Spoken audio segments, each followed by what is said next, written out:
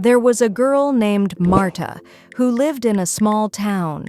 She was 10 years old and had a younger sister, Betty, who was only 4. It seemed that everything should be fine, but very often strange situations happened. Her parents doted on Betty. She was small, fair-haired, with big blue eyes and a ringing laugh. Everyone around her admired her. And Martha. Martha tried to be a good daughter, but she often felt invisible.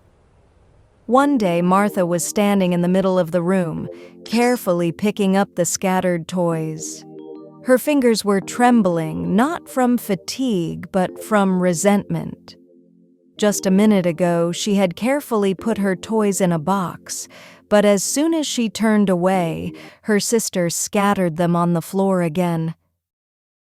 Mom ran in, and her gaze immediately darted to Martha. "Martha, why don't you keep an eye on your sister? Why is there such a mess in the room?"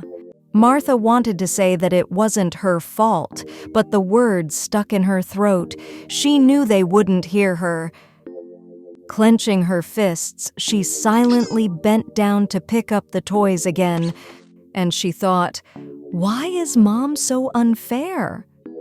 At dinner, Martha felt like an outsider. All the attention was on Betty. The parents were laughing, but no one paid any attention to Martha. Mom asked Martha to bring Betty's backpack to make a bottle of food for her sister. Martha didn't notice that the backpack was open. It accidentally fell out of her hands and everything inside crumbled with a bang. Martha immediately reached out to pick up everything, but her mother's harsh voice stopped her. Mom said irritably, "Martha, you have to be more attentive. Watch what you're doing." Martha lowered her head, feeling tears coming to her eyes, but she didn't cry. Not now. One day, Martha was diligently building a sand castle on the playground, hoping that Betty would also be interested and help. But the sister just laughed and ran into the building, instantly destroying it. Martha immediately drooped. Martha got angry and said, "Betty, why do you always ruin everything?" Betty immediately started crying, squeezing her eyes shut. A mother ran up to them, hugged her youngest daughter, and threw a disappointed look at Martha and said, "Martha, how can you say that? You're the eldest, be wise." Martha turned away, gritting her teeth. A storm was raging inside her, but she could only accept the accusations silently. Martha was patient, but every time she was scolded unfairly, something inside her shrank into a ball. She couldn't tell her parents that she was in pain. They just didn't notice her tears. One evening, Martha was sitting by the window, looking out at the darkening sky. She dreamed about how nice it would be if her mother just once held her as tightly as Betty.